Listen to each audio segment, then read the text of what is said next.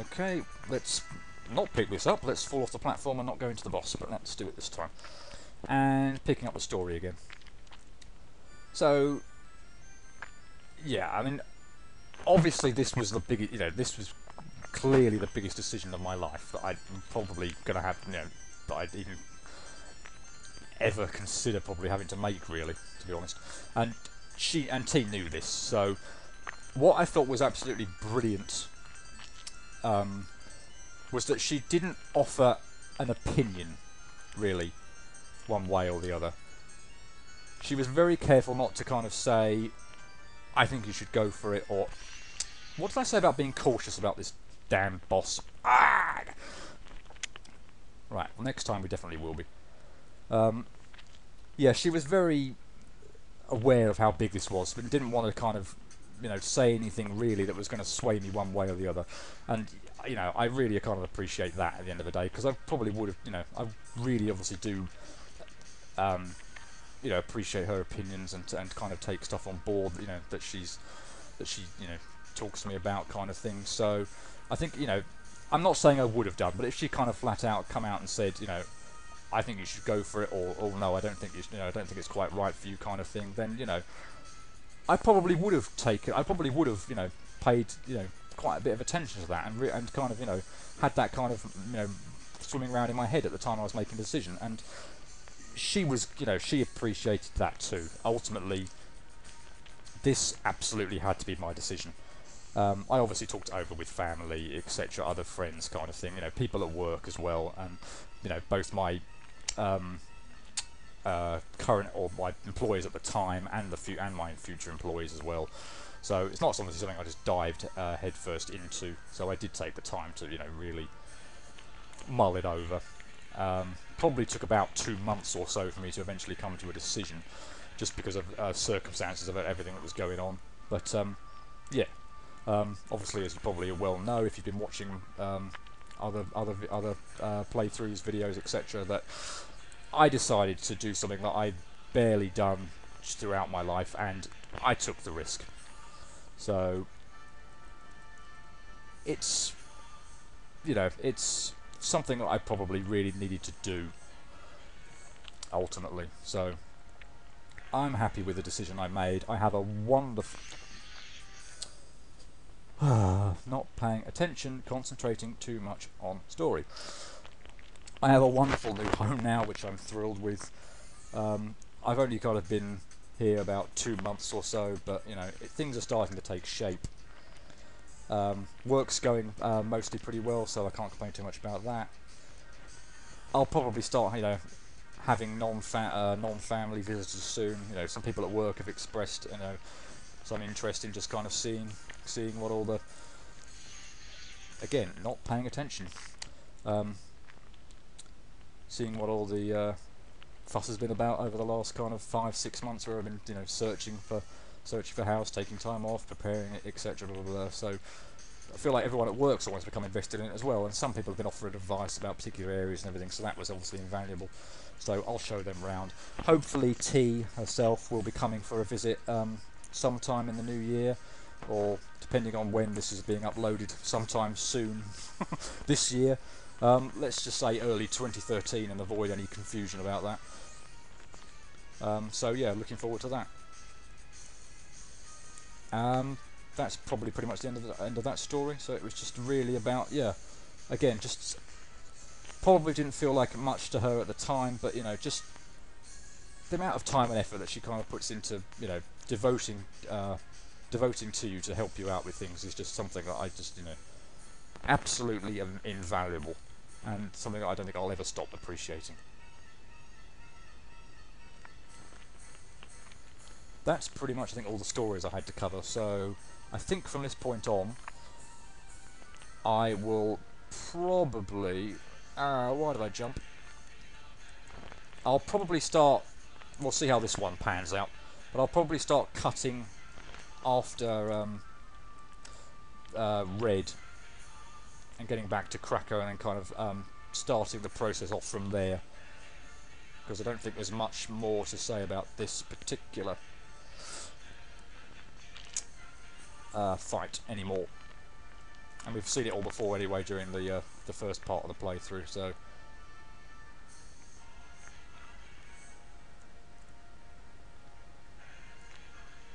Still with the slowdown.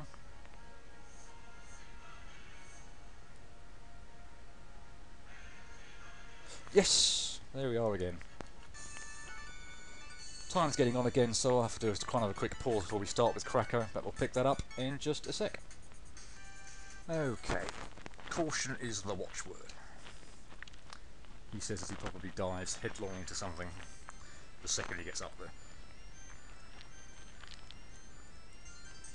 I suppose it's all just a feeling about how the fight's going, etc., whether you want to take the risk. I mean, at some point it's probably worth taking a calculated risk, because you could get stuffed over. If you happen to be at the bottom left of the screen, and he does his lightning attack where he's moving to the top, to the bottom right, sorry, there's very little you can do about it. I might just be a bit more cautious here and wait for a bomb.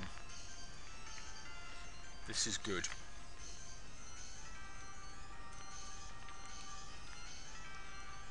Oh my god, how lucky is that?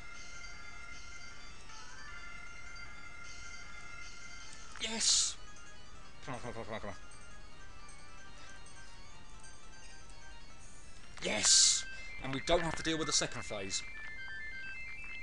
We don't have to deal with the cloud eating bit and the chase segment.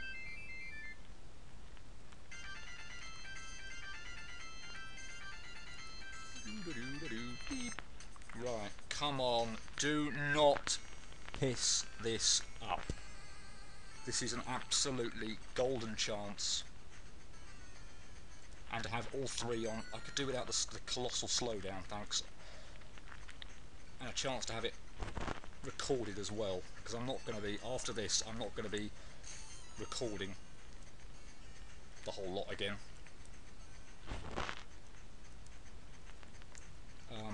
You didn't slow down this much during the first fight.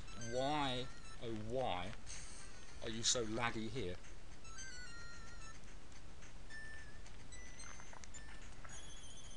Patience, patience. Smash down. We're safe over here, by the way, on the far left of the screen. The barrels never go that far over to the edges of the screen.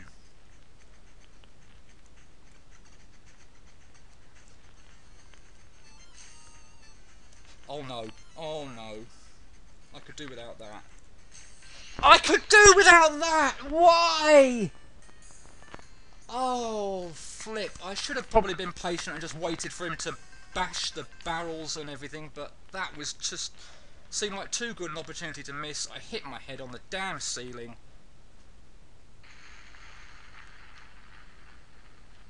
Yeah, that sound probably sums up my feelings perfectly.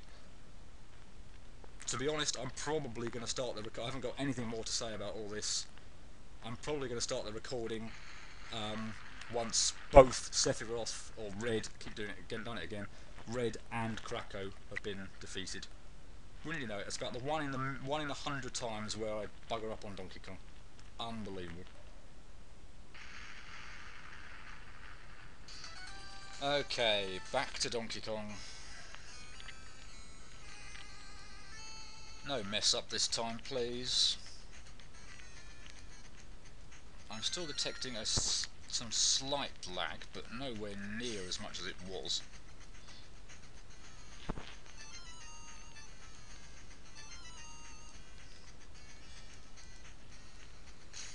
That's 2.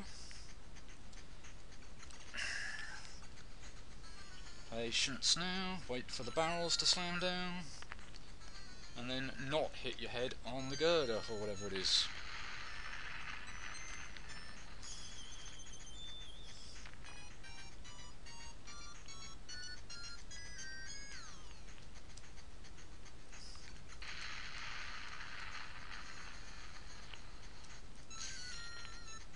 Gotcha!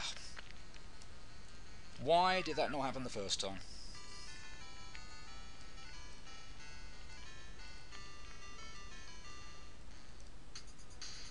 Hallelujah. Okay, let's see who the final boss is.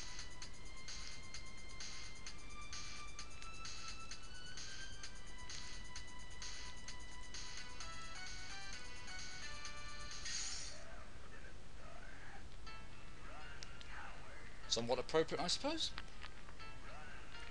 with a fantastic orchestral kind of music in the background.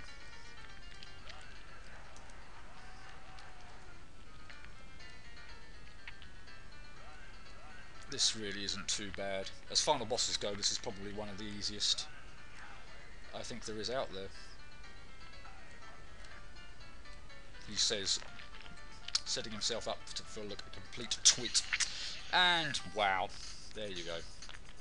If he does the cheat or attack or whatever they are, and then decides to do the spike move, then you're in for a fun time. Or certainly the way I unfortunately have set up to dodge them.